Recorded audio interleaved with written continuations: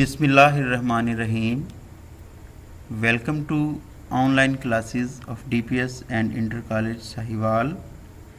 This is science lesson number 11, chapter number 6, delivered by Kamran Gill, SS Chemistry at DPS and Inter College Sahiwal.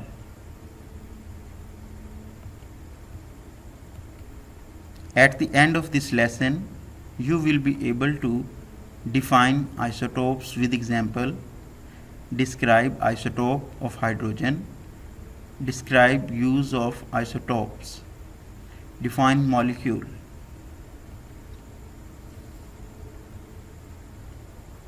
Let we recall the previous knowledge. Atomic mass, atomic number. The number of protons present in nucleus of an atom is called the atomic number. It is represented by Z. Mass number. Sum of protons and neutrons in the nucleus of an atom is called its mass number. It is represented by A.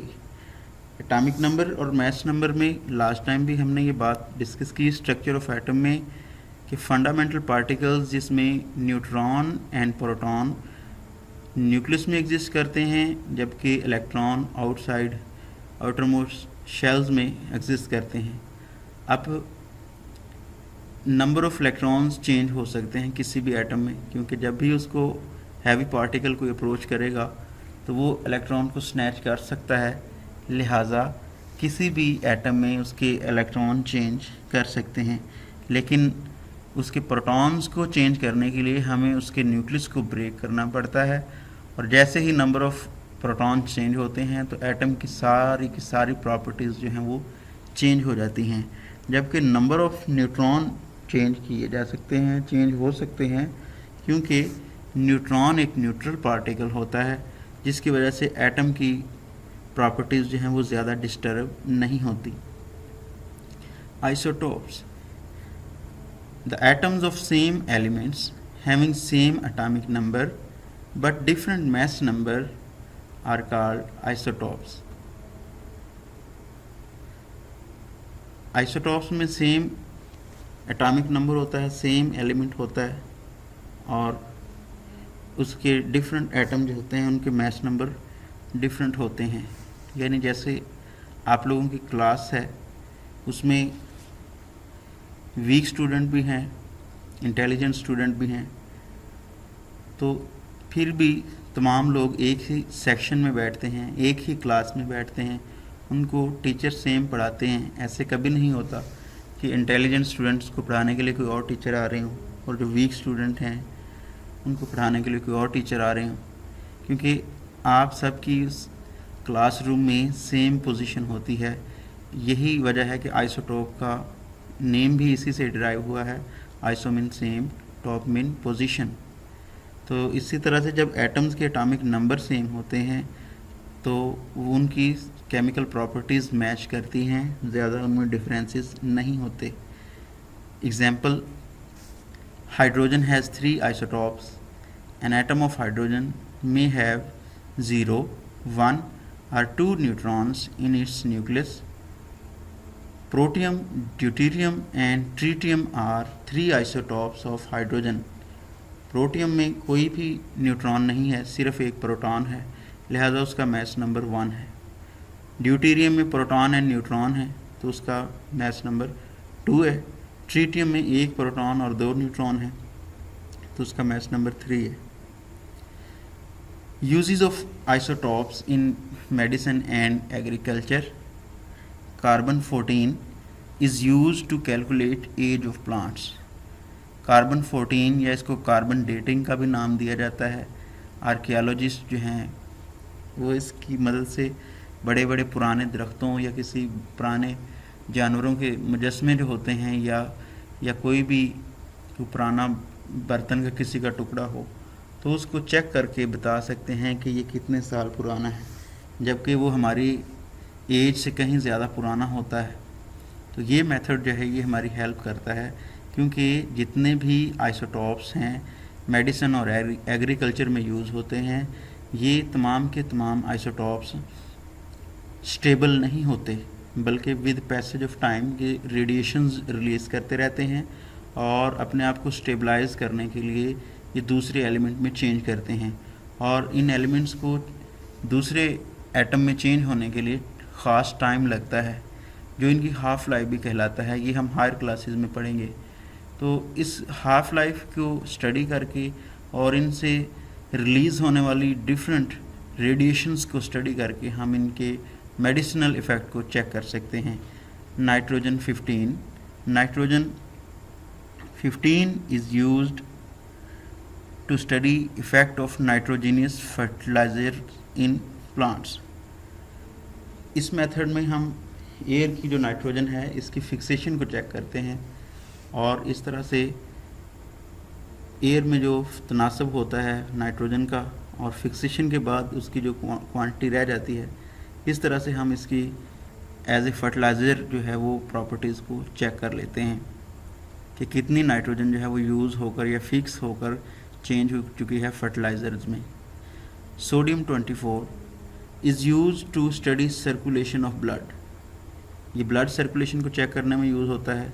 इस method में sodium 24 का हम solution तैयार करते हैं, इसके salt का solution तैयार करते हैं।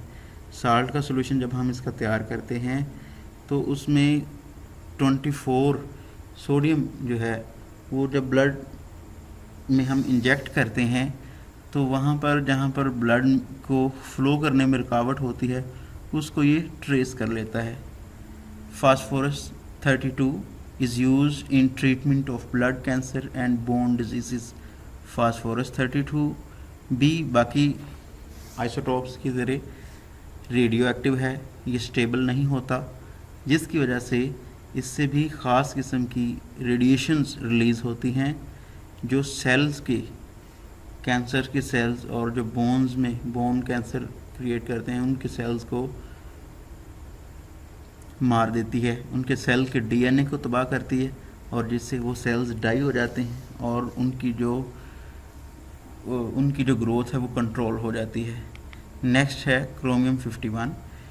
Chromium 51 is use to study red blood cells in patients with blood deficiency.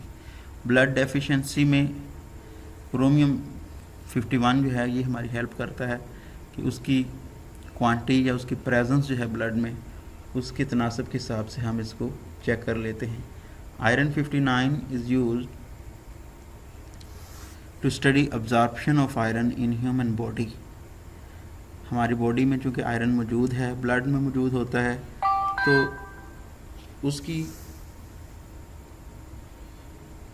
उसकी अमाउंट से कि एक नॉर्मल पेशेंट में कितना आयरन होता है, और इसी को रेफरेंस मानकर आयरन 59 की कमी या जो एक्सेस होती है उसको चेक कर लिया जाता है। Cobalt 60 is used in cancer treatment. Cobalt भी चूँकि रेडियो एक्टिव है तो ये ख़ास किस्म की रेडिएशन रिलीज़ करता है और कैंसर के सेल्स को मारता है। Iodine 131 is used to treat a disease called goitre. Thyroid gland में जो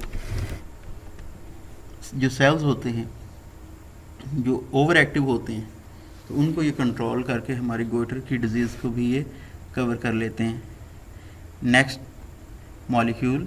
अ molecule is smallest particle of an element or a compound that can exist independently and show all the properties of that element or compound. It may be monatomic molecules such as helium, neon, etc.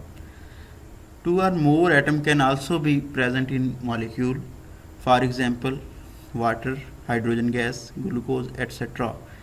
अगर molecule में एक ही atom है तो उसको हम monoatomic molecule कहेंगे, और अगर मॉलिक्यूल में दो एटम मौजूद हैं जैसे यहाँ पर दिखाया गया है, एक स्टिक के गिर्द दो बॉल्स आपको नज़र आ रही हैं, तो ये डायटॉमिक मॉलिक्यूल को रिप्रेजेंट करता है, इसमें दो एटम होते हैं।